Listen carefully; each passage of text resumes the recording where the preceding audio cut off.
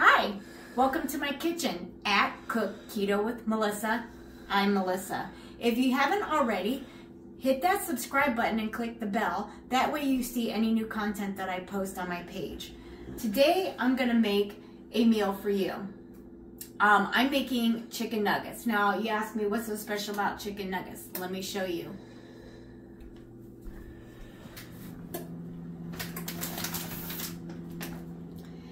So, I usually make my chicken nuggets homemade, but today I ran out of time. I found these at my local Walmart.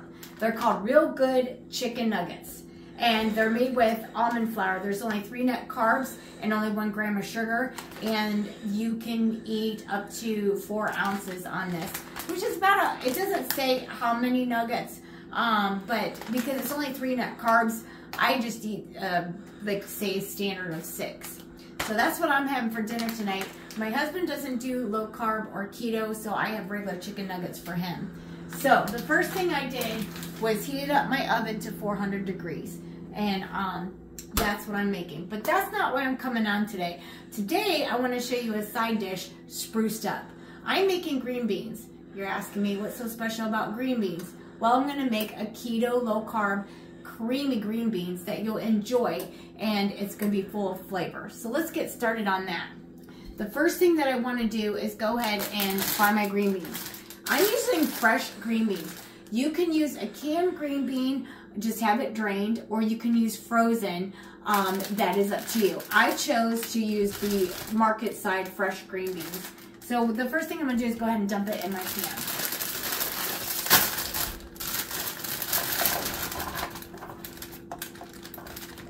Okay, then I'm going to go ahead and turn my oven on. I'm just going to start it at a 2 on my oven. I have a Frigidaire oven. So I'm just going to start it at a 2 because I'm going to start adding the rest of the ingredients. So I'm just using this size green bean just for something different.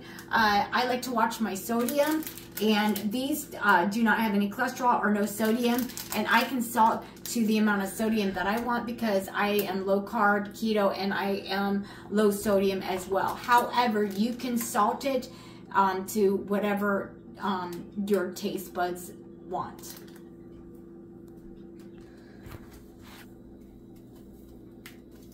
Okay, so the first thing I did was add my green beans to my pan. I just turned it on a 2 because I don't want to start it off on a high heat. The next thing you want to do is add a tablespoon of garlic. If you don't like a lot of garlic, you can cut it to maybe a ½ tablespoon or a teaspoon. That's entirely up to you. I like garlic. Okay, and then the second thing that I want to do is after this gets going, then I'm going to add some butter. Okay, so you want to cook your green beans on medium heat, so I'm just having them saute with the minced garlic for right now. Then I'm going to add 2 tablespoons of butter. My oven did go, so I just wanted to show you what my nuggets look like compared to my husband's. Not much different. This is just your standard Tyson nuggets that he has for him because he doesn't really do low carb or keto, and these are mine. So there's really not much difference. I'm ready to get them in the oven, and then we will proceed with the rest of the green beans. I just wanted to show you what my chicken nuggets look like. This is just a quick, cheap, easy meal, and when you're on the go or you're busy like me, I have 4 dogs. I had to take them for a walk. I've been cleaning my house, getting some stuff done, and this is just a really quick and easy and cheap meal. So let's get these nuggets in the oven, and then we're going to finish our green beans. Okay. Okay, so the next thing you want to do after you got your green beans and your minced garlic sauteing here, you want to add butter. It calls for 2 tablespoons of butter, but I like a lot of butter in mine, and these are fresh green beans, so I'm going to put a stick of butter in. Now, at this point, you can salt your green beans, or you can hit them with some salt and pepper after it cooks down. I'm going to add cream cheese before I hit it with some salt and pepper. So I have fresh garlic in there, but I'm also going to use garlic powder. I'm going to spruce it up a little bit more. I really like garlic. You can use as little or as much as you want. I just like a lot of garlic in mine. So the next thing you want to do is add your cream cheese. Now, this recipe, again, calls for 2 tablespoons of cream cheese, but you can eyeball it and make it how you want. So the butter's sauteing right now. It's on medium heat, and the butter's getting in there, and it's melting. So I'm going to also add my cream cheese so that they melt together in here. And I'm just using 4 tablespoons of cream cheese. Like I said, you can use 2 tablespoons, you can use a whole block of cream cheese, or you can just stick to the 4 tablespoons of cream cheese. So this recipe is easy to play with. This is just a baseline on how you can make some creamy green beans and how you can spruce it up, keeping it low carb and keto. Okay, so now I'm getting ready to add my cream cheese in there. I'm just using 4 tablespoons of cream cheese. Remember, you can use 2 tablespoons or you can use 4. It's your preference. And then I'm just going to let this saute together, just on medium heat. So far, what I have in the pan is some fresh green beans with, I used a tablespoon of garlic, and I also added some garlic powder. You can even add some onion powder if you would like. I put in a stick of butter because I like mine really creamy and really buttery. And then I added 4 tablespoons of my cream cheese. And then I'm going to add some heavy cream. So basically what you want to do is just saute this with the butter and the cream cheese. And once the cream cheese gets melted, it's still melting, so you want to keep it on medium heat. You don't want to go too low because then it'll take a while for it to melt. You just want to get this cream cheese melted down. And then after you get it melted down, I already added my salt and pepper to mine. I use Pink Hemilaya salt. You can use sea salt, you can use kosher salt, whatever your salt preference is. I prefer Pink Hemilaya salt, and I did already add my pepper. So what I'm going to do next is add some heavy cream. Now, I'm not really measuring it. I'm just going to eyeball it. This is a pint. I'm not going to use the whole pint, but I'm just going to eyeball it in here. So what you want to do is bring it to a boil so it gets creamy. If you feel like it's not enough, then you can always add more. So I add little because you can always add more. If you add more in the beginning, you can't always take it out. So I start off with just a little bit.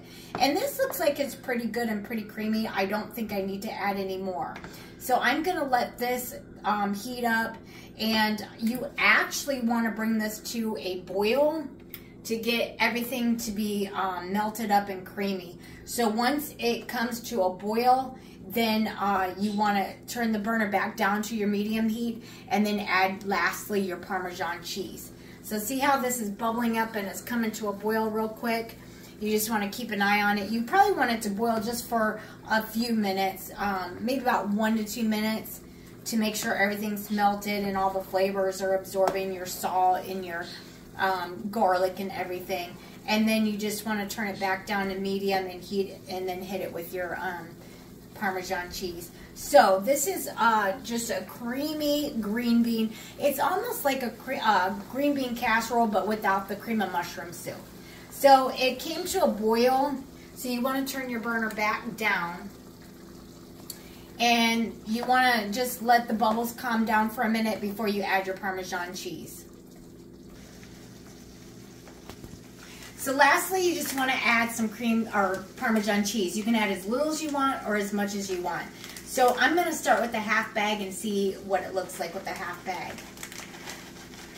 I just got a 2-cup bag, so I'm adding 1 cup.